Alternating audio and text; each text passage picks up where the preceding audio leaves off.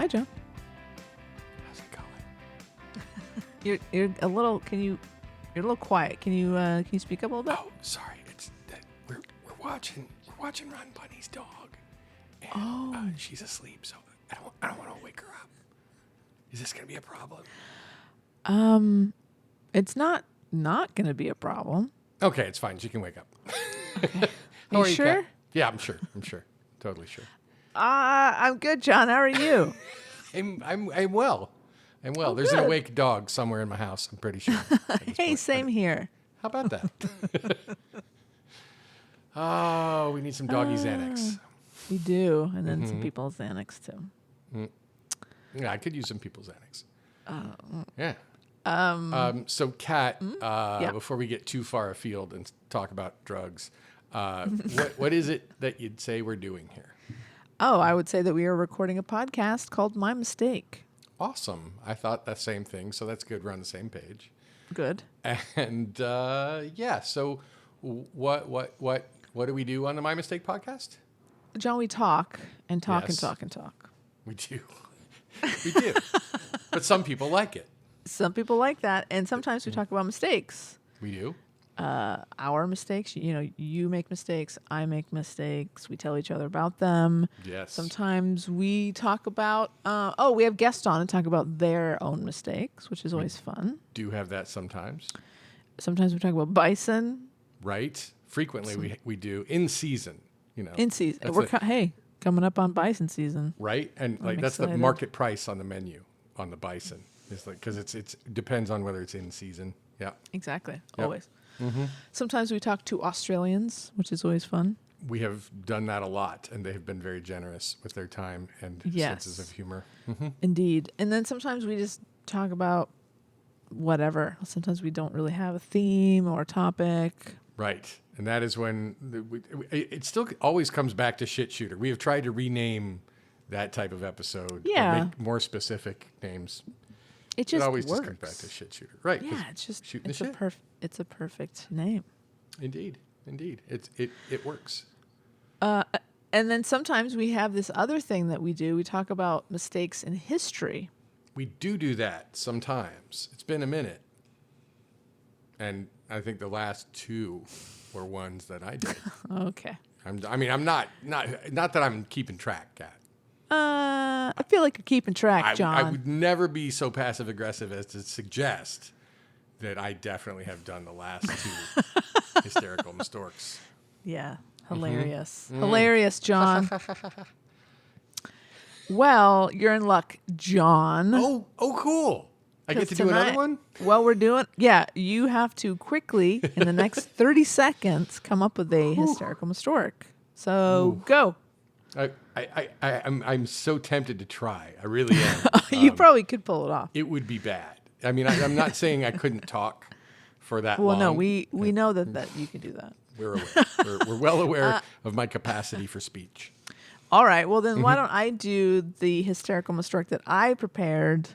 I would like that so much better, Kat. I So really would. then, I'll only be one behind. Right. I'm on record as saying that I prefer the hysterical Mistorks that you have done, and I get to be the reactor. That's nice. Is it because you don't have to do any work? That's definitely part of it. But even listening back, I don't know why there's some like listening to me do history. I don't know. I sound so pedantic, and I feel like I'm that professor who wants to be cool but isn't. Yes, sir. Yeah. That's a What do I sound like when I do it? It's a you sound college. like Thanks, a John. cat. I've heard of college. Nice jab. You went for a while. You did. Anyway.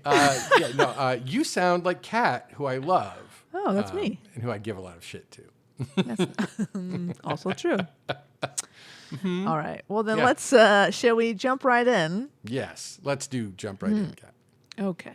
Okay. All right, John. Yes, Kat. The year is 1976. Kat, I'm afraid your calendar is old. The Year is place. actually 2023. Okay, The I'm sorry, go- place Yes. is Cedar Rapids, Iowa. Okay. A convent of Roman Catholic nuns has lent their retired habits, meaning habits they no longer are using, Right. to a drag troupe called the Sugar Plum Fairies. Okay. They've lent them to them? Okay. All right. They've lent them because they are going to be performing. The Sugar Plum Fairies are going to be performing their version of The Sound of Music. I love it. So these lovely, lovely, generous nuns Mm-hmm. have decided to give them some old habits because there's some nuns in that show, as you know. Yeah. Maria comes from the convent. And how do you solve a problem like Maria? Apparently? How do you solve a problem like Maria? Apparently you throw some used habits at her. I'm sure it was a wonderful show. I'm sure it was. Yeah. 3 years later, John. Okay. So 1979. Very good. Right. Well, see, Oh. I remember 1976. It was our nation's bicentennial celebration. Ah, of course. I was alive for it. You were not. I was not. I just missed it. It was something else. Imagine everything everywhere is red, white, and blue, like just I can't even describe how we didn't have marketing blitzes the way that we do now. Yeah. But we did for that year. It was all Merca all the time. And now I'll shut up and let you go on. It's interesting. That's interesting. I wonder. We're going to move on. Yeah. So it's Easter Sunday in 1979 Okay.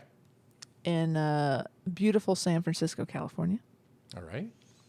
3 gay men, Ken Bunch, Fred Brungard, and Barrick Golden, decide, I'm bored. Let's go. Let's dress in these nun habits that we have, and let's go walk around in the missionary. In the Castro in San Francisco. Okay. And now these are not the same habits from the Sugar Plum Fairies. Oh, they're the same habits, John, because same Ken Bunch, one of those men I just named, Yeah. he was a member of the Sugar Plum Fairies. Okay. And when he moved from Iowa to San Francisco in 1977, he brought those habits with him because why wouldn't you? He failed to kick the habits. And that's our show, everybody. Good night and good luck. There was no way I wasn't going to make a dad joke about habits. I hope you understood that man. when you got into this. Oh, boy. Hey, boy. So these 3 fine gentlemen, they put on these habits and they take to the streets Okay. of the Castro district. And this quote is from a particular website that I will be naming later. I don't want to spoil it for anybody. Oh, okay. This quote is becoming extremely bored with the conformist atmosphere at the time. 3 men went into the streets to set a challenge to the world. And on that afternoon in the Castro, on that Easter Sunday in 1979, John, the Sisters of Perpetual Indulgence were born. I know them. Yay. John, you know, but maybe nobody else does, that the Right. Sisters of Perpetual Indulgence is a satirical performance and activist organization with a decades-long history of raising awareness and money for LGBTQ plus causes while providing comfort and resources to AIDS patients and unhoused queer and trans youth.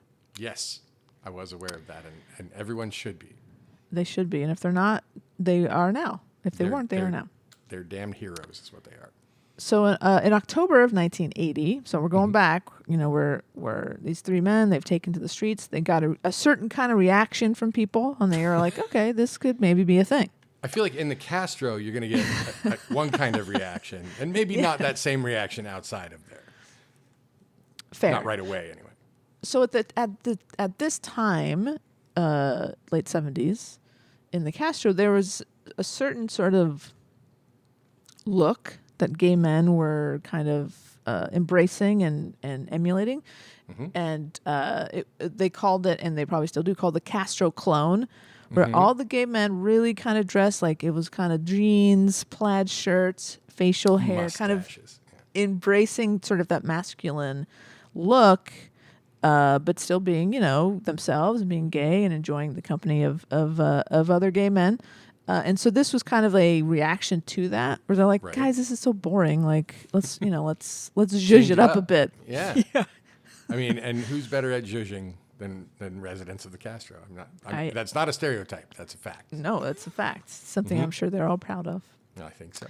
So in October of 1980, the sisters held their first fundraiser. It was a bingo game. Oh, Nice. bingo. Right? Bingo and Catholicism go together like peanut butter and chocolate. Exactly. And a salsa dance. They both were very well attended. And the benefit was for the San Francisco's Metropolitan Community Church Cuban Refugee Program. It's a catchy name. And that fundraiser netted $1,500. That's awesome. Am I entitled to ask a question at this point? Please, you know that. Is this so? I'm just curious because it's interesting to me. It's the Cuban immigrant. This is an organization to help Cuban immigrants and it's Refugees, yeah. Refugees. I'm sorry, right? Which they would be. Okay. And this is taking place in the literal Castro. I believe so. Okay, because it just seems like that might be traumatic. That I am a refugee who has escaped from the horrible Unfortunate name. Unfortunate name. Unfortunate name. I mean, it predates. I don't know. Fidel. It does. I don't know if it was in the Castro. I couldn't find much information besides what I've told you.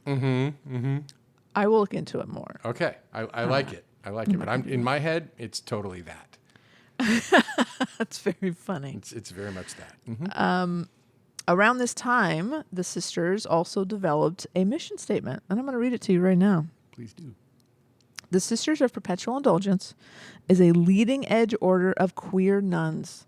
Since our first appearance in San Francisco on Easter Sunday, 1979, the sisters have devoted themselves to community service, ministry, and outreach to those on the edges, and to promoting human rights, respect for diversity, and spiritual enlightenment. We believe all people have a right to express their unique joy and beauty, and we use humor and irreverent wit to expose the forces of bigotry, complacency, and guilt that chain the human spirit.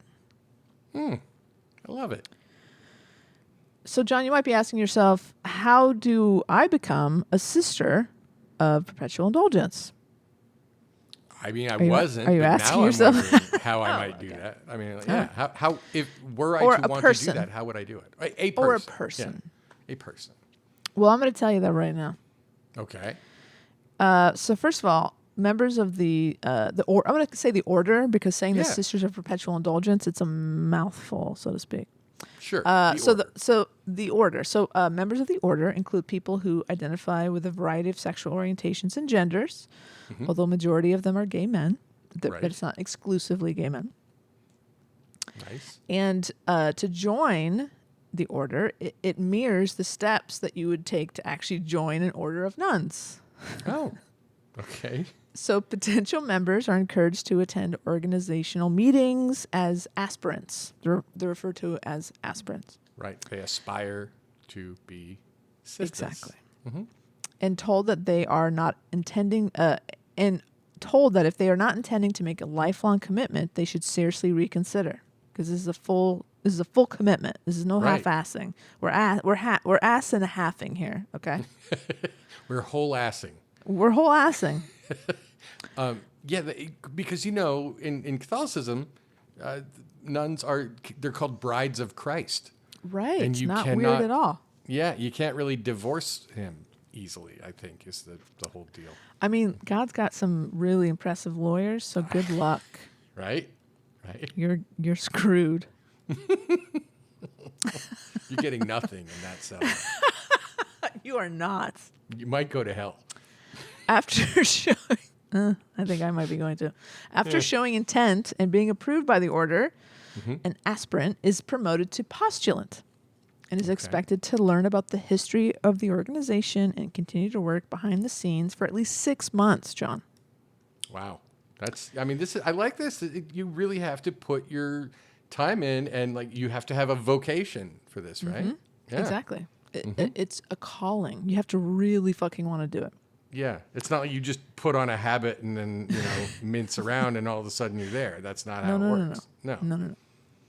So postulants are not allowed to wear nuns' attire, but they may instead dress in festive garb that fits in with order, according to the sisters' website. If the members approve of the postulant, a fully indoctrined member may act as a sponsor and sponsor the postulant is promoted to a novice. So if some of the other members are like, yes, we think you're order material, we're going to sponsor you, and then that postulant is promoted to a novice. Nice. Novices are allowed to wear white veils and white face makeup. This phase lasts another 6 months. So we're already over a year into this process. Wow. Yeah. And you're still not a full-blown sister. You okay? Yeah, I'm fine. I'm fine, Kat. Oh, There's no way that my mind was like, yeah, no, it's fine. I don't know what you're saying. I know. This phase lasts 6 months, during which the novice is expected to work within the organization and plan an event. If 3/4 of the order agrees, the novice is promoted to a full member of the group. Now, when they say plan an event, you have to plan some sort of fundraising event, or going to go clean up a beach, like some sort of community service that you've organized, and you're proving yourself that you can do this. You're going to give back to the community in the name of the sisterhood. Right. So there are 13 houses and 6 missions in various cities across the U.S. Houses meaning House of the Sisters of Perpetual Indulgence. Globally, 600 members work for established houses or missions in Australia, Canada, Colombia, France, Germany, Scotland, Switzerland, the UK, and Uruguay. Wow. It's impressive. Yeah. I mean, I did not know about this. Like and this is something like the way that things have been presented in the news lately, which I'm not going to get into what that story is, because I assume that's going to be part of this. But I have not heard this information being told about this organization, about the order. Mm-hmm. And it is really organized, clearly. This is not... for some reason, the phrase, they're not pussyfooting around, came into my mind. And I'm not going to say that, because that doesn't seem right. Don't say that, Kat. I'm not going to say that. That would be weird. It would be almost like saying they're not full-blown sisters. No, I wouldn't do that. No. We wouldn't say that either. No. So, as you know, the sisters, they wear wimples, they wear habits and robes of nuns. Mm-hmm. They also accessorize with different... This website says baubles and beads. It's like, okay, yeah. They accessorizing with things that aren't necessarily associated with nuns. And they also wear white face makeup. Right. So I'm going to warn you, I'm going to be quoting some of the sisters here, and their names are very funny, John. So we're gonna try to get through this. This is a very serious conversation, so we're gonna try to get through. Okay. Now, drag names in general tend to be some of the most amazing jokes, where it's just a first name and a last name kind of thing. So in the good. World. I can only assume that the sisters go beyond just how funny drag names are and get even more. Complete beyond, John. You're in for a treat. Oh boy. Okay, I can't wait. Okay, so to the discussion of their appearance, Sister Philistine of the Fragrant Mistress of Sistery asserts that there's a clear distinction between drag queens and members of the Sisters of Perpetual Indulgence. Okay. We're not dressed as girls, we're dressed as nuns. Mm-hmm. We definitely minister to the spiritual needs of our community, while drag queens sort of focus on camp and fun within our communities. We definitely minister to the spiritual needs of our community, while drag queens sort of focus on camp and fun within our communities. We're very different communities. A lot of people refer to us as drag queens, but we say we're in nun drag. We are nuns. So they don't consider themselves drag queens. They are nuns. Well, and maybe it's a weird distinction, but nuns, they wear those wimples and habits in order to kind of hide and de-emphasize their feminine characteristics, right? Because they are supposed to be above all of that. And it is interesting that that this is you've got men who they're in nun drag. They're not dressed as women; they're dressed as nuns because nuns are not to be thought of as women in the conventional sense. They're transcendent. There you go. Sure. That was So- all interesting, wasn't it? Yeah. No, it's good stuff. Sister Ermageddon of Portland, Oregon, offered her view of the efficacy of using nuns' clothing and drag. The Right. lightness of everything, in addition to the white face and the nun's habits, are a mechanism to reach out to people. When we're dressed up like that, kind of like sacred clowns, it allows people to interact with us. So these sort of one-on-one interactions, the sisters call mission work, Right. and it's said to happen all the time. Very cool. You know that sacred clown was a real thing too. Oh, I didn't know that. There were sacred clowns. The actors tend to trace back their origins to sacred clowns, where they were. I mean, I don't remember a lot about it, but I did major in theater, so I know I learned about it at one point, but I haven't thought about it in a long time. But yeah, the sacred clowns, and it makes. I imagine since they all wear white face paint, they're recognizable. And their individuality shouldn't really matter that much because they are out there trying to work the message and to help the community. Yeah. Exactly. I Yeah. think you're exactly right. So there's some instances here of this mission work. Sister Mariposa Padriata, now a sister emeritus, was standing on a corner in West Hollywood amid the thump thump of dance music, talking with a As young we've all man done. who hasn't. Talking with a young man who had just come out to his parents in Orange County. He was crying because it hadn't gone well.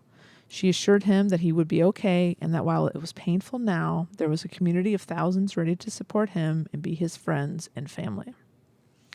Sister Unity remembers taking a confession in the bathroom stall of a gay bar from a burly leather daddy who was worried about his boyfriend. Sister June Cleavage recently spent 30 minutes at the sisters' annual white dress party holding the hand of a volunteer who was grieving for his mother, who had recently died. Kat, and you're these- whipsawing me around here. I know, it's a roller coaster. It is. And these were all examples taken. There's a great LA Times article specifically about the sisters, and it's beautiful actually. There's a great photo shoot with all the LA chapter sisters. It's really great. So at the end of this, I'll shout out all the articles and we'll put them in our notes as well. Nice. Love it. Some sisters think the anonymity of the white makeup allows people to open up to them. Here's a quote from Sister Candyside. It's a mask, and sometimes people are more comfortable talking to a mask than an actual person's face. It's almost like confession, right? Like Sure.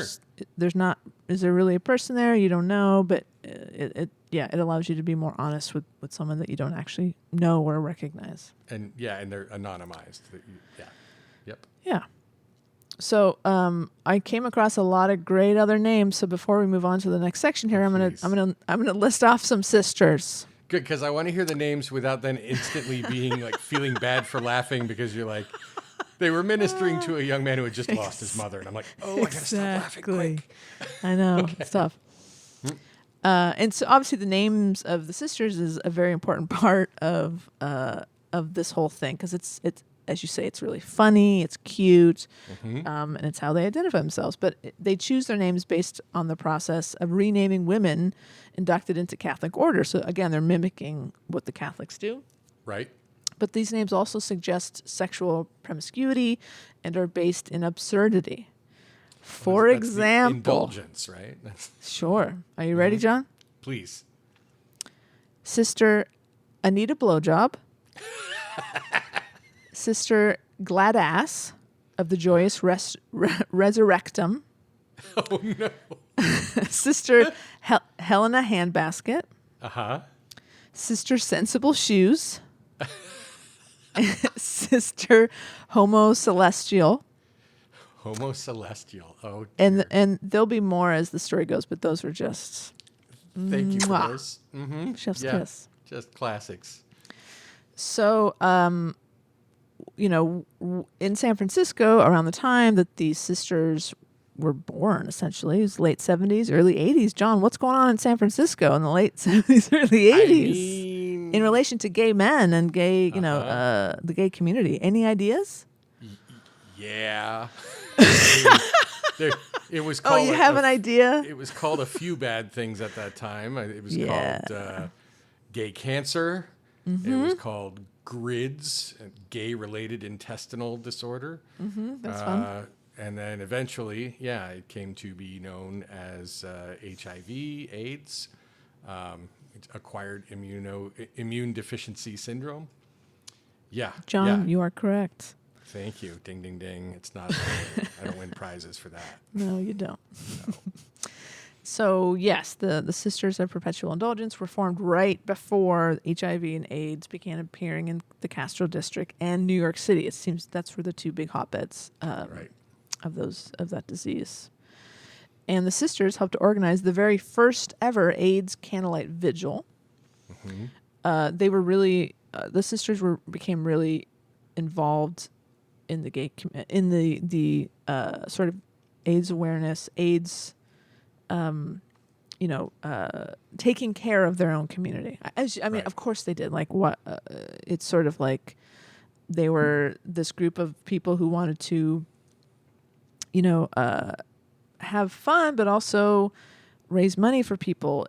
Tell people you're okay, you're still loved. You're this inclusive organization.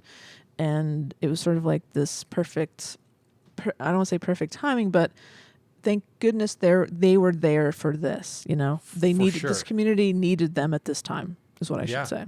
I mean, at the time, people were there was paranoia. People thought, oh gosh, if I am in the same room with somebody who has this, am I going to get it? Am I and of course, the answer was no, but people were paranoid, and so sometimes these people felt like literal pariahs. Exactly. They were isolated. They were, left alone, and families and friends disappeared on them. And but not the Sisters.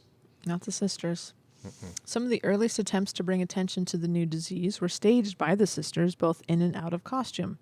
In 1982, Sister Florence Nightmare, an early AIDS activist and registered nurse named Bobby Campbell, and Sister Roserection, Barrett Golden, also a registered nurse, who was one of the original guys out there. Barrett Golden, he was one of the three original sisters. Those two sisters joined with a team of sisters and medical professionals to create Play Fair, the first safer sex pamphlet to use plain language, practical advice, and humor, and considered by one of the founders to be one of the order's greatest achievements in community education and support. Wow. It's just amazing that they happened to form just before this horrible plague, right? It is incredible. Yeah, because who knows how many more people we would have lost if they hadn't been there telling people how not to get it, right? Exactly. Yes. Yeah. Bobby Campbell, who was, of course, Sister Florence Nightmare, RN. Campbell appeared on the cover of Newsweek, declaring himself to be the AIDS poster boy in 1983. He was active in AIDS education and prevention and split his appearances as himself and Sister Florence Nightmare until his death in 1984. And unfortunately, he died due to complications from AIDS, HIV. Yeah. He and three other Castro residents started the AIDS Candlelight Memorial. Losing several members to AIDS in the early 1980s, the sisters' presence in the 1986 Castro Street Fair was accomplished with less than a dozen members who sponsored a fundraising and safer sex education booth that featured pie throwing with the slogan, John, strap in. The slogan was, "Cream your sister, not your lover." Cream your sister, not your lover. And it was exactly. Okay. Yeah. Pie. It was a pie throwing booth. Right. You could cream a sister. Just put a rubber on it. But right? wrap that rascal. Right. Again, there's this juxtaposition of that's so funny and very, amazing, love it, hilarious. But they had less than a dozen members in the chapter at the time because of the AIDS crisis. So But they were doing their thing, man, out there doing their thing. Yeah. This is part of, gay culture, I think, is that like it's not like some people think that that people are shallow or something. It's like, no, it's so much better to deal with horrible things in a way that makes them feel maybe a little less horrible by adding some humor and still doing what needs to be done, Yeah. I'm going to shut up now. I keep finding that's the thought that keeps recurring in my head. Okay, I'm going to shut up, Kat. No, John, come on. That's why you're here. You know, I'm not just reading this to avoid. I need you here. Right. Thank you. I'm here. While in Washington, D.C. in 1996 for the AIDS Memorial Quilt Display, the sisters led an exorcism of homophobia, classism, and racism on the steps of the United States House of Representatives. I like it. And assisted with the AIDS Coalition to Unleash Power, ACT UP, you may have heard of it, and assisted with the AIDS Coalition to Unleash Power Death March and protest to the gates of the White House, where ashes of people who had died from AIDS were illegally spread on the lawn of the White House. That is punk rock. That is extremely punk rock. Now, Kat, who was the resident of the White House at that time? 1996, I think that's our buddy Clinton, isn't it? That would have been Bill Clinton. Good old Bill Clinton. Yep. So obviously a very political group. Sure. Unfortunately, there's a guy who also would have benefited from wearing a condom. God. I mean, unrelated, but somewhat related. Just keep it in your pants, man. Mm-hmm. Just stop. Yeah. Maybe it's not the most important thing. So their political work continued, outlined as one of the sisters' missions to promulgate universal joy and expiate stigmatic guilt. The Sisters of Perpetual Indulgence have a history of bringing attention to conservative movements that attempt to shame members of the LGBTQ plus community or people with HIV/AIDS. That's a theme, John. It is. And by the way, congratulations on some of those words. Oh God, dude. It's not my normal vocabulary. Some of these words. Expiate. I'm loving it. I'm trying. This is a very John vocabulary heavy episode. What did I do to the iPad? Oh dear. There we go. Everything's fine. To that note, sisters performed a public exorcism of anti-feminist Phyllis Schlafly that was deliberately timed to take place at Union Square during the 1984 Democratic National Convention in San Francisco. Mm-hmm. A sister dressed as Schlafly was held down as another spoke to the crowd, and other sisters pulled out rubber snakes from the mock Schlafly's clothing. Also taking place was Jerry Falwell. This is the exorcism? Oh, yeah. A fake Phyllis Schlafly, and they're like pulling the... Yeah, okay, awesome. Oh, I'm sure that was very funny to watch. Mm-hmm, mm-hmm. She was Also a terrible person, Kat. You know what? Yeah. I don't recognize the name. I'm sure if I looked her up, I would really hate her. Yeah. You would. She's an anti-feminist. That's all I need to know. Right? Like, what are you doing? Yeah, she was in it with Falwell. They helped found the Moral Majority together. It's just a horrible Speaking of Falwell. Oh, yeah. Also taking place was Jerry Falwell's Family Forum during that same weekend, hosted by the Moral Majority, whose major planks focused on condemning homosexuality, pornography, and abortion. And controlling women. Yada, yada. List goes on. Yeah. Oh, real quick, I just want to interject one little bit of news, because there's some good news, some really good news today. Pat Robertson died today. I know. Isn't that awesome? That's so great. Yay. Everybody, just take a moment and enjoy that bit of news. Yes. Just sit with yourself for a moment. So to celebrate Jerry Falwell's Family Forum coming to San Francisco, right. A sister dressed as Falwell was undressed during the performance to reveal fishnet stockings and a corset in front of an audience of 2,000 people. Woo! Woohoo! Woohoo! So as part of their charitable work, all the sisters work on a volunteer basis. And any money they earn through donations, appearances, or the events they throw is dispersed to charitable organizations, John. So they don't get anything out of this. I mean, I feel like they do, but what they get is that I should say nothing monetarily. Serotonin hit, right? Yes. Yeah. They pay for all their own costumes, all their own bits and baubles, as it were, their makeup, everything, expenses, or they're going to events. It's all self-funded. They don't take any of the money that they use that they raise to fund any of their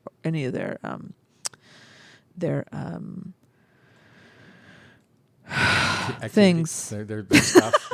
Their stuff. Their makeup, their habits, because we're not still All working on the same limited number of habits from no, I don't think that's the Sugar Plum Fairies back it's in the 19... three. They just keep moving them around. I wonder if they're still around. I want those 3 habits. I hope they're. Shut up, Siri. I hope they're Jesus like in a Christ. museum. You know, they should be in the I hope so, Smithsonian or too. something. I would think. Yeah. I hope so too. Mm-hmm. Oh man, I'm sure those habits could tell some stories. They could. I'll just bet they could. Here's another quote from Sister Unity out of the LA chapter. Early on, it surprised the heck out of us to discover that people liked the joke, but they also took the nun aspect seriously. And we started to think, we do have a serious responsibility. Let's live up to that and give people the truth of our hearts as well as the glitter and humor. Nice. So fucking sweet. I just want to Right? hug all The of best. them. I love all know. of them. The fact that they fund all this themselves. It's to be a nun is to sacrifice and to Exactly. practice another great word, self-abnegation. Ooh, that's a good one. Yeah, but these sisters, it's a little. I don't think that Sister Anita Blowjob has taken a vow of celibacy here. No, that's specifically not part of this whole thing. There's Right. Yeah, there's no weird sex stuff, John. They can do all the sex they want. They can do all. There's no weird sex stuff. They can do all the sex stuff. I like it. I like it. Yeah. So, as part of being, public outreach and having all these activities, they're pretty well known. Everybody in LA, if you're, if you've been out of your house in the last 15 or 20 years, at a Pride festival or a parade or some sort of, queer community type event, you've probably seen at least 1 or 2 Sisters of Perpetual Indulgence. And because of that, local organizations partner with them a lot because they, together you can raise money, raise awareness. It's so great, John. It's the best. And yes, there are. I have seen the sisters out at, I've seen a lot more per capita in, say, West Hollywood. Sure. Than at For other sure. prides that I have, Same. chance I'll attend. same. They're very involved in ALC. There's a lot of sisters who are in ALC, AIDS Life Cycle. So, okay. Not a surprise at all. Now I'm picturing the singing nun because Sally Field on a bicycle with the. She could fly. The flying nun. It was the flying nun. Sure. The singing nun was a different person. Yeah. I'm sure that's been done. It's Yep. Love it. To that point, John, this is June. Happy Pride. Happy Pride. On May 4th, May the 4th be with you, of this year, 2023, organize big sports team here in LA, the Dodgers. Heard of them? I have, and that's saying something. It is I don't actually. follow the sports ball, Cat. You do not. You're very proud of that. I'm not proud of it. No. I don't. Yeah, I have a whole stance on professional sports, but I have a lot of stances. Well, I have many takes. That'll be a different episode. Yes, totally. So on May 4th of this year, the Dodgers and LA Pride. LA Pride is the name of the nonprofit that organizes our Pride here in LA. It was for years LA Pride is the name of the event. The company is actually called Christopher Street West. Oh, okay. And because Christopher Street in New York, famed. Yeah. Yeah, that's where the Stonewall was. Yep. Anyway, so this year, as part of the official LA Pride festivities, The Dodgers, every year, for the past 10 years, I think, they've hosted, 10 years, they've hosted a Pride Night. And this year they were partnering with LA Pride. And so that means the Dodger game, their Pride Night, is an official LA Pride event. And so that was announced on May 4th. The Dodgers and LA Pride announced the Pride Night, was announced various activities and events. Here's a statement. LA Pride is thrilled to be partnering with the Los Angeles Dodgers for the 10th annual Pride Night at Dodger Stadium. Woohoo. The Dodgers have always championed diversity and inclusion as core values, and we're honored to showcase our dedication to fostering an inclusive environment both on and off the field during our 10th annual Pride Night, said Eric Braverman, Senior VP of Marketing, Communications, Community Relations, and Broadcasting. Wow, he's Senior VP of a lot of things. He's a busy man. He is. We're thrilled to unite with LA Pride and our community partners for an unforgettable celebration that shines a spotlight on the strength and resilience of the gay community. Together, we'll continue to knock down barriers and foster an atmosphere of acceptance for all.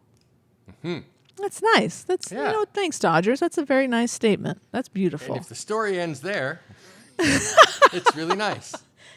Not for our podcast. Not for here. No, true. The statement continues. Dodger co-owners and LGBTQ plus legends Billie Jean King, hello, Woo. and Alana Kloss will honor multiple activists and organizations throughout the night, including our very own board of directors president Gerald Garth. Gerald will be joined by the LA chapter of the Sisters of Perpetual Indulgence. Woohoo! Which will receive this year's Community Hero Award. Right? Congratulations, sisters. Well deserved. So this announcement came out. It's the official announcement on May 4th. So this, a few days after this announcement, we started to hear from some angry conservatives, including Marco Rubio, including the Catholic League and Catholic Vote. Both organizations saying the sisters' long history of lampooning church traditions amounted to bigotry. And as you mentioned, little Marco Rubio, right. along with Catholic Vote and Catholic League, criticized the team and Major League Baseball, and so much so that the Dodgers rescinded the invitation to the sisters. Now, for those of you who don't know who the Catholic Vote or Catholic League or Marco Rubio are, I just took a little snippet. We're not doing a whole thing on each of them. I just want you to get a taste for what they're about. You want us to get a bad taste in our mouth? I do. So the Catholic Vote, let's talk about them. On June 25th, 2015, one day before same-sex marriage became legal everywhere in the United States, CatholicVote.org uploaded a video on YouTube called Not Alone. The video features Catholic people who oppose same-sex marriage, defending this belief, saying that people should not hate or dislike those who oppose same-sex marriage. It quickly received a minimum of a million views on YouTube, where it received a massive backlash due to the video's message. On YouTube, Not Alone both received many more dislikes than likes and received many negative comments. Parodies of the video appeared very quickly, and many websites condemned it, calling the participants bigots or anti-gay. Yeah, I really have to say, I love the idea that, just because I don't want you, Kat, to experience the same joy and love that I have, that is, and rights and privileges that I possess given to me by the state. Just because I don't want you to have any of those, it's really not right for you to dislike me or to say bad things about me. How dare you? How very dare you, Kat? CatholicVote.org President Brian Birch said literally tens of thousands of people are emailing saying, "Thank you for speaking up for me. I don't agree with the Supreme Court decision, but I don't hate anyone." Yeah. In June 2022, CatholicVote.org urged parents to check out any LGBTQ plus themed books at their local library so that no children will be able to see them. So they're supposed to steal books from the library? I'm Yeah. guessing. He's like, yeah. Wow, Yeah. that's great. Because Go Catholics. Because books make people gay, John. That's true. You know, a book almost made me gay once. I stopped reading it, and then I wasn't. And then I wasn't. And then I wasn't. I don't know if I should congratulate you. I'd like to, you make a good gay guy, John. Gay John would be interesting, you think? Yeah, Gay John. Maybe. Yeah. The Catholic League for Religious and Civil Rights, also known as the Catholic League, its president, Bill Donahue, said in October 2009 that the Catholic Church has a homosexual, not a pedophilia problem. Oh, my. Oh. Ooh. I may have mentioned at some point, Kat, that I was raised Catholic. I think that's come up, yeah. Yeah, and this is the reason why the most vitriolic, angry atheists you're ever going to meet are the ones that came out of Catholicism because of these people. It's like, it's not, the problem isn't that they're having sex with children. It's that it's men having sex with male children. Right? That's the problem, right? Whew. Don't get me started. Okay. Okay. I'm just gonna leave that right there. That's. I think that's all you need to know about those fuckers. Little Marco Rubio. Mm-hmm. Here's a quote. Senator Marco Rubio is one of the most anti-LGBTQ plus politicians in America and a threat to every LGBTQ plus person in Florida. He has a dismal voting record, supports restrictive abortion laws, and opposes marriage equality and non-discrimination protections. It's so rare in the GOP these days. On more than one occasion, Rubio has used anti-LGBTQ plus rhetoric that makes clear he does not care about LGBTQ plus people and our families. That's according to the Human Rights Campaign. National Campaign Director Jeff Watrosky, he says that Rubio has a 0 out of 100 human rights rating. Essentially, he is an enemy to the queer community. Yeah. He's not alone, unfortunately. Yeah. So, in response to there's a shitstorm, and this vocal few were able to change the mind of the Dodgers. But in response to sort of the idea that, they're in response to the idea that the sisters are a bigoted organization. They're bigots against the Catholic community. Sister, this is so funny to have this like very serious quote be attributed to Sister Harlot Delight. We're not we're not mocking anything. We appreciate nuns, and we're doing it our own way for our community. Yeah. So, the Dodgers front office and the commissioner's office in New York were inundated with calls and emails that 2 Dodgers employees familiar with the team's thinking said were a factor in the decision to not give the sisters the Community Hero Award. So there's a couple of Dodgers employees who would not give their name, who are attributed in this LA Times, a different LA Times article. So they are inside information, but they didn't want to put their names on it because they don't want to get fired. I don't blame them. Yeah. And let's see here. They caught people off guard. All these phone calls from assholes. We had to handle the phones and get yelled at on the front lines. Some of the employees said, who requested anonymity. It sends everyone into a tizzy. I love that line. It really sends everyone into a tizzy. I like it. That tizzy was absolutely sent. So, the Dodgers decide to rescind the invitation to the sisters. Boo, Cat. Boo, indeed. And John, that then sent off another shitstorm of support. A good shitstorm. Right. The Those outrage. of us who just thought it was a done deal because the Dodgers have such a great history. Like we didn't know there was going to be this whole organized effort to try to take away the pride. Exactly. And so the outrage that was triggered by their decision threatened to completely derail Pride Night altogether. And then in the Dodgers' mind, that was unacceptable. They didn't want to lose they had 10 years of doing a Pride Night. They didn't want to lose that night. And I mentioned Eric Braverman, who is the senior vice president of all those things, of marketing, communications, and broadcasting. He himself is gay, and he's a respected voice in championing LGBTQ plus acceptance throughout baseball. And it was his he's the one who started Dodgers Pride Night in 2013. So this is his baby. Right. So once the gay community and all of its allies found out that this was happening, there was a lot of outrage. LA Pride was going to decided to completely pull from the event, so it was no longer going to be an official Pride event. One of the employees at Dodger said, "As it stands now, we'd lose our Pride Night. I don't know how we'd come back from that."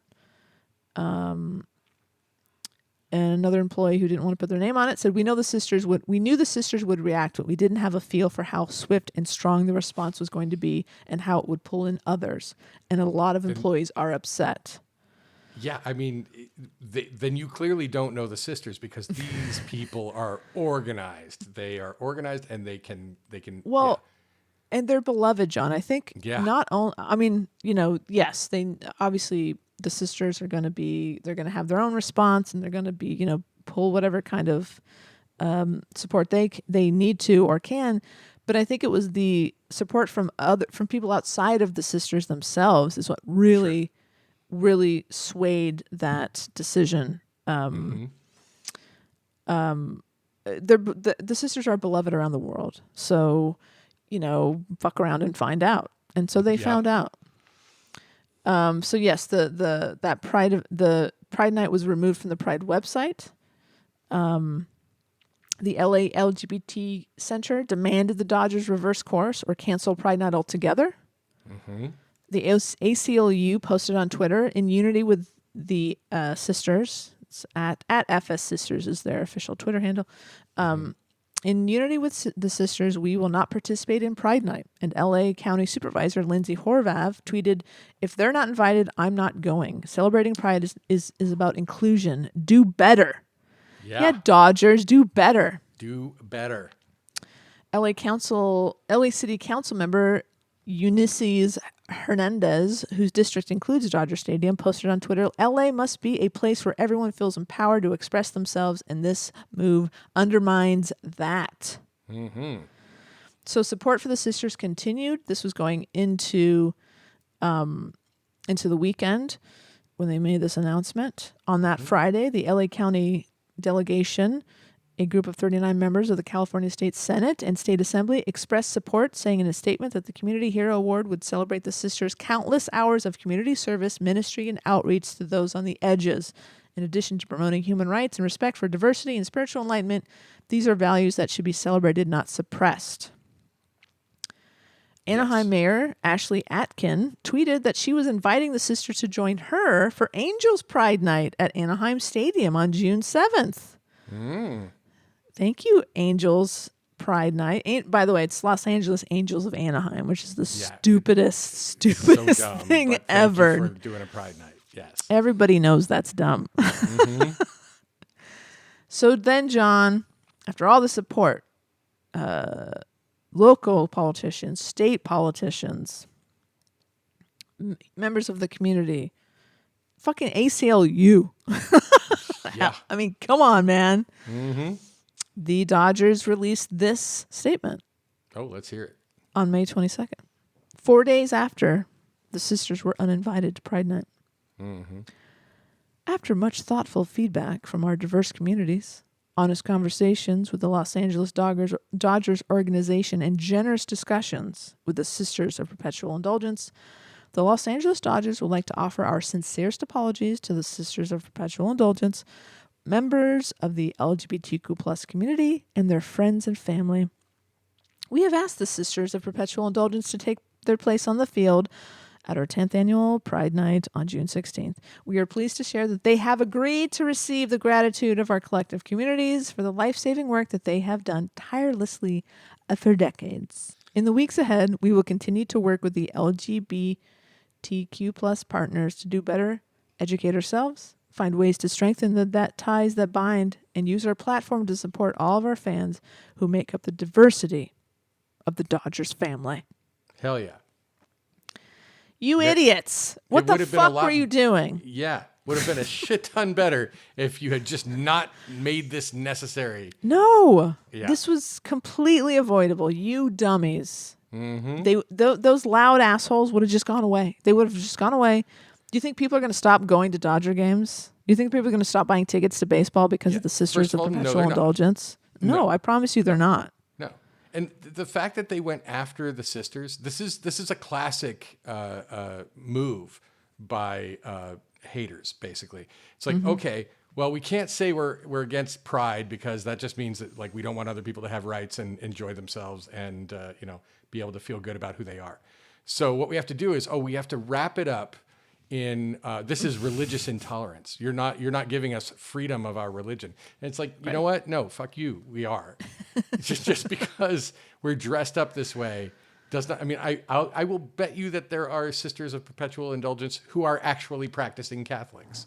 Like it's not to defame the Catholic Church. In fact, they carry a lot of the same responsibilities. So no, they just found an in where they could maybe sound reasonable if they, if they painted this organization that people have not heard about a lot. Exactly. If you're not involved in the gay community or the LGBTQ plus community.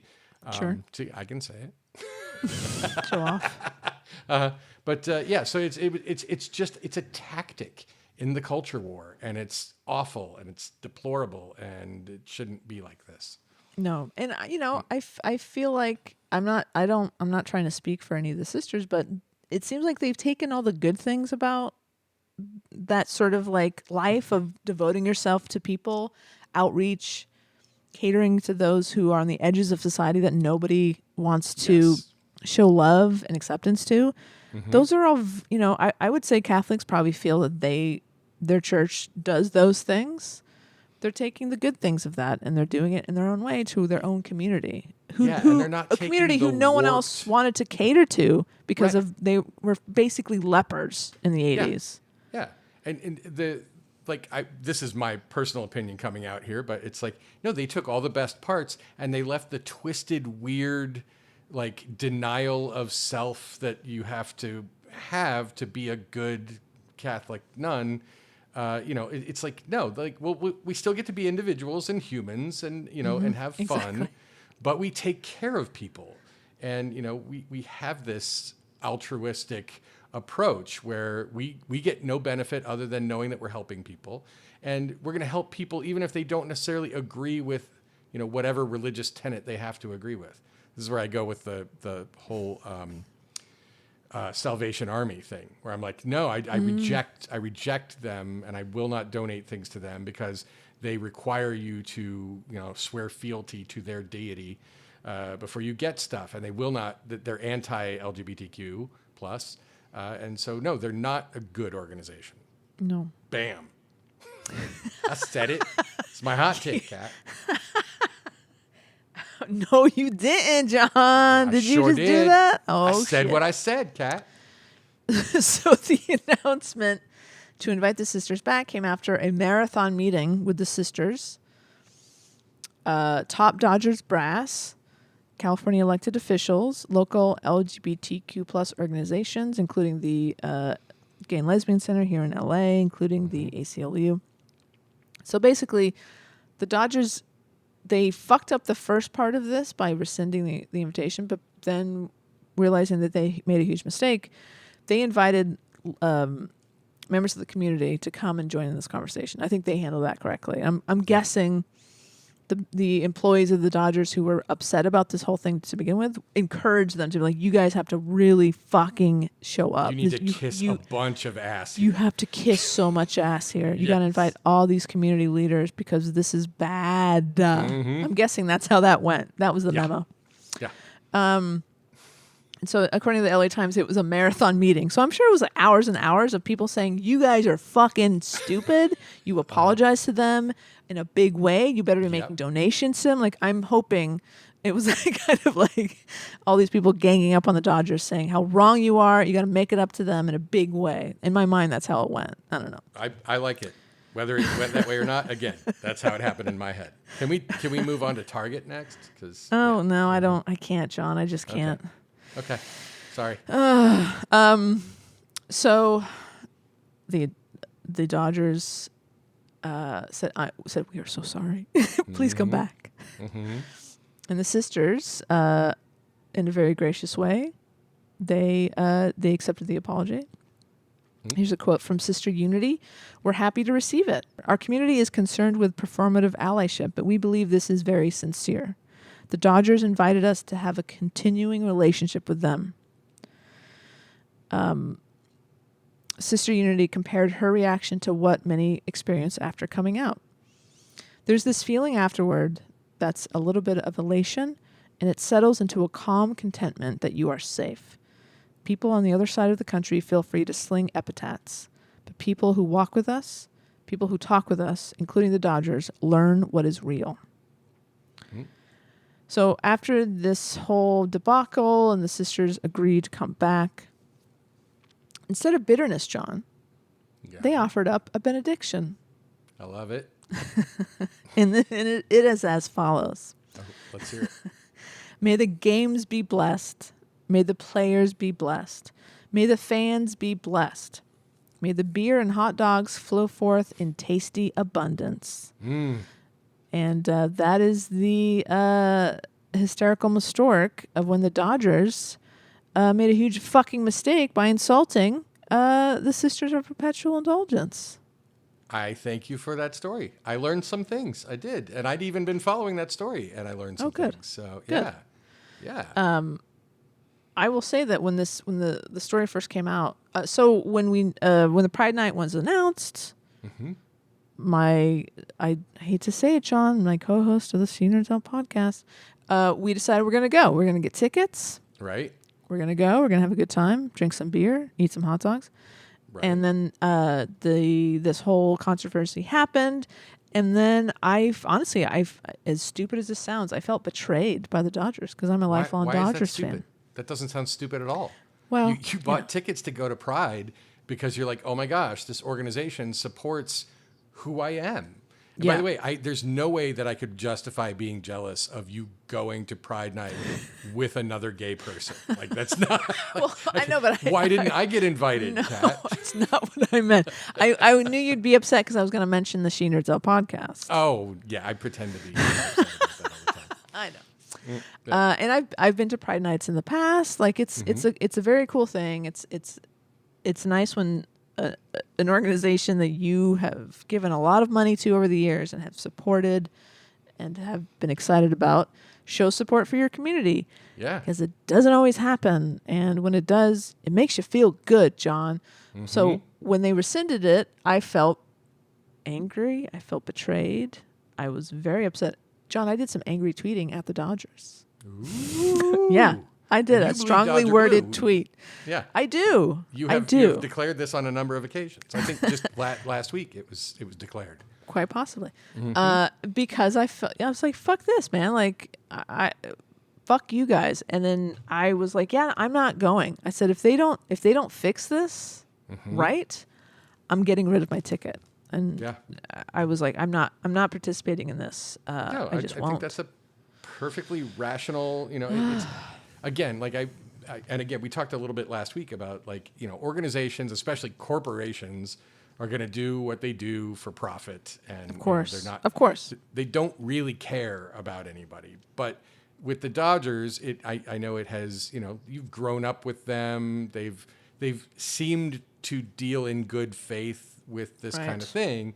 So yeah, it would absolutely be a slap in the face. I mean, I couldn't care if all of baseball like disappeared tomorrow, it would not affect my life in the slightest. But I know that it's not like that for you. And I'm sure there are things like that for me that would not affect you. Maybe, I don't know.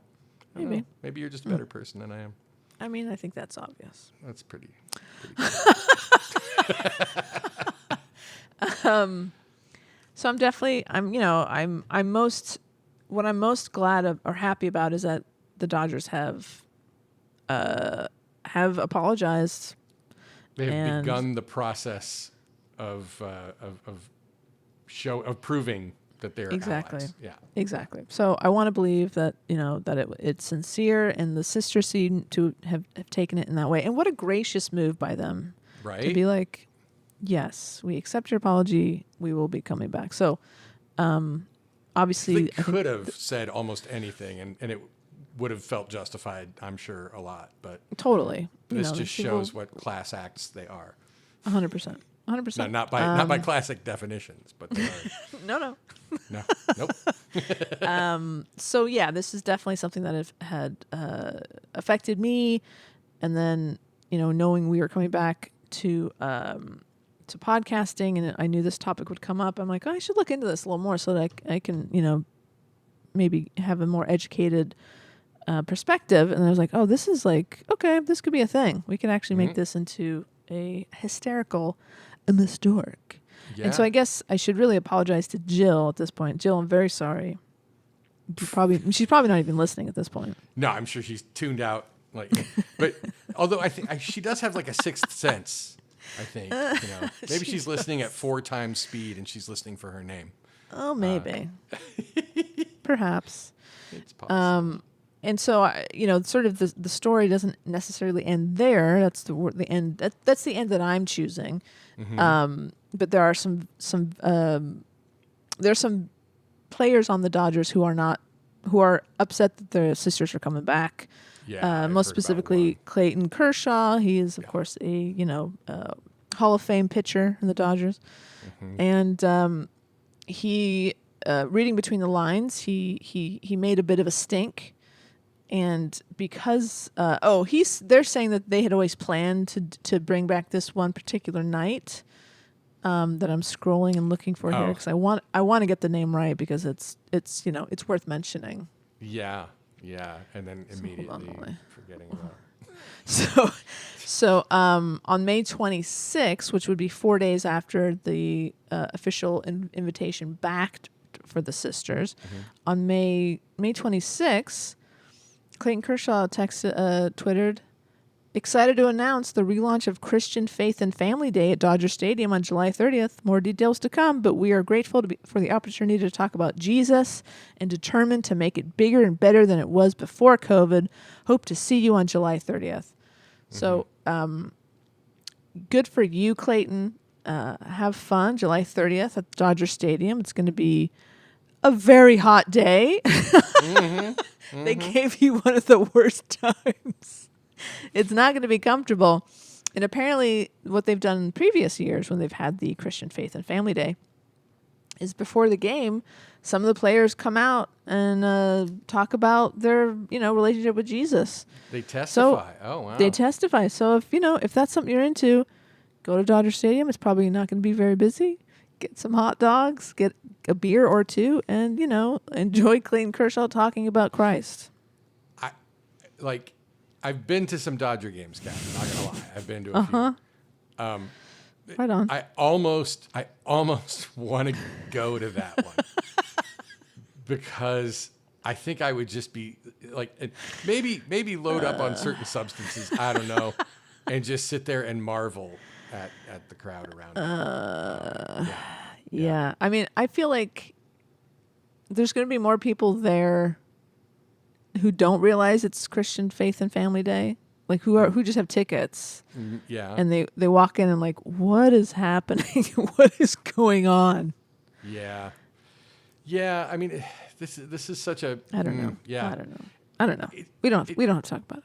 No, I know. Well, it's. I'm just going to say one little thing. This is the difference between something you are and something you choose to be, and also like if there is Christian Faith and Family Night, when is Jewish Faith and Family Night? I'd go to that. When is Muslim Faith and Family Night? Good question. When is Zoroastrian Faith and Family Night? Sign me up. I don't know. Shinto Faith and Family Night. Yeah. I mean, John, Clayton Kershaw is one of the best pitchers the Dodgers have ever had. So if he wants to talk about Jesus, you're going to let him talk about Jesus. He throw ball good, Kat? He throw ball real good. Okay, well, good for him. That probably means there's a Jesus. I mean, how do you think he got so good, John? I mean, that's got to be it. Because clearly, it's kids with cancer take a back seat. We're going to make sure this guy pitches a perfect no-hitter. Okay? Yeah. Which I don't think he's ever done. I think that, listen, we sound like real assholes right now. I'm not making... I am a real asshole. You're just listening to me be that. If you're got a ticket to Christian Faith and Family Night, go have a great time. Enjoy awesome. it. I'm not. I don't. I don't care. Yeah. I'm not. I'm. Yeah. It's great. Have a good time. Then just leave all the other nights alone. You have your nights. Leave us alone. Mm-hmm. Yep. Oh, Kat. Oh, John. You did this thing, and I'm so. Hey, I did it. Yeah. I did it. I'm very mad, but it's okay. I'm gonna be mad all month. I know you are. Probably all year. Well, it's this is shaping up. Pride Month is like for a long time. I'm surprised how long it kind of went without organized resistance against. There were pockets and that kind of thing. Yeah, there's always. Yeah. When you go to any Pride event, there's always some protests going on somewhere across the street or something Phelps like. People or Yeah. I mean that is ubiquitous. Unfortunately, that's a constant. But this, it seems like, to your point, John, we've reached a new level of hate, and I think you said it the other night. We hung out together in real life. We did. It's the woke disease, right? People now woke you have this mind woke. virus. There you go. That's Yeah. it. It's freaking people out. Yeah. I mean, I'm not going to get into the whole woke situation. We shouldn't. No, let's not do that. And I don't. One of the things that I don't like about religion is all the preaching, and yet I find myself sometimes on a pulpit, made of my own resentment and bitterness. Yeah. So I would say this. Yeah. It's a rough Pride Month this year. I feel it.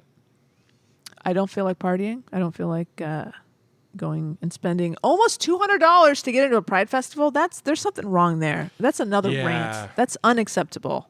Unacceptable. Where is the money going, Kat? That's the question. Because if that money were going to causes like the Sisters of Perpetual Indulgence being able to visit hospitals and go and do things, and then that would be one thing. But I'm starting. This seems to always happen that a group gets big enough, and then it's like, oh well, we have to have all these employees, and they all have to get paid, and that's something the sisters have proven you don't necessarily need, and maybe there's a limit to how big something has to be. Maybe I would love to know where that money goes. I want to see a fucking line item. Yeah. So instead of going to party, maybe stay home. Maybe read up on your gay history. Maybe donate, instead of buying a $20 beer or a $20 drink, maybe send some money over to the Sisters of Perpetual Indulgence. Maybe send it to the Trevor Project. Nice. Maybe send it to the Matthew Shepard Foundation. There are so many other ways that you can celebrate Pride that don't involve getting drunk at a park and throwing up on the way home. I'm just saying, celebrate your own way, but maybe do something a little different this year, because we need to organize. We need to get ready. Things are going to get worse before they get better. Yeah. So, I'm a little torn because I think it's important for visibility. I think it's important for people to see, oh, this is not like a fringe group of people. This is like people who go to my church, people who I work with at the office, people who, it's, but also it's like, but for that visibility, why do you have to pay $200? I mean, there's a Macy's Thanksgiving Day parade every year. There's a Rose Parade. I've never had to pay any money to go to those. I've only gone to one of those, but but still. And we have a Pride flag outside our house right now. There's ways to show visibility. And allyship. Allies, we need you. Boy, do we need you right now. Yeah. We need you. So please, just let's just. I don't know, John. I really don't know. I'm not I'm very disappointed in how we seem to be regressing. Yeah. And this month in particular has really showcased that. This polarization. I mean, this anti-democratic force that seems to be rising. This populist force where we have people on the right actually saying things like, "We need a dictator to bring this country back around." Like absolutely abandoning the principles that made this country great in the quest to make it great again. Yeah. I don't understand it.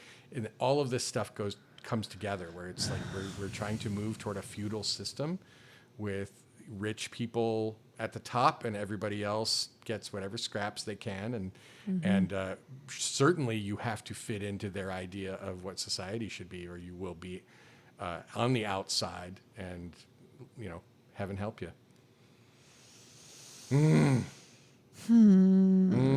I was supposed to start. That's where we are. Where we need to be is the opposite of that. We need to, and this is the problem. Is like the answer to that has always been we need to reach across and have collaboration and communication. Sure. But how do you collaborate and communicate with someone who has sworn to eradicate you from the earth? Yeah, that's a tough conversation starter.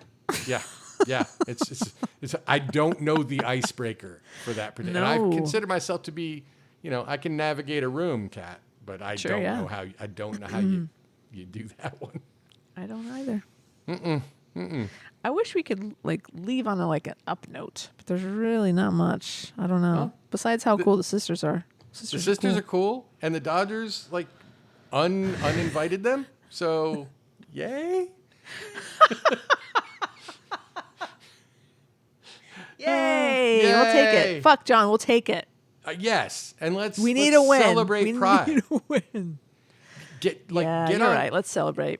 If even if it's just slacktivism, get out there, let people let your socials know, let your followers know that you support LGBTQ+. Let them know that you are not going to tolerate discrimination and persecution of people who just want to love and live the way that they want to love and live, and they're not trying to hurt anybody by it. Maybe do that. Get out there. I might even post on Facebook, which I haven't done. Not even for this podcast have I done that, Kat, in I don't even know how long. So I'm gonna slacktivate. We'll take it. Okay. I wish I had another quote from Anita Blowjob, but I don't. Well, I should have had that. Don't think I wasn't contemplating what my name might be. Oh, okay. I think you could probably follow the logic, but I'm not going to say it. Okay.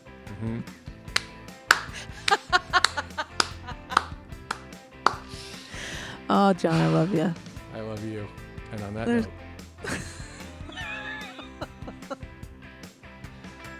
Hey, fuck Mike Pence. Hey, everybody, fuck Mike Pence.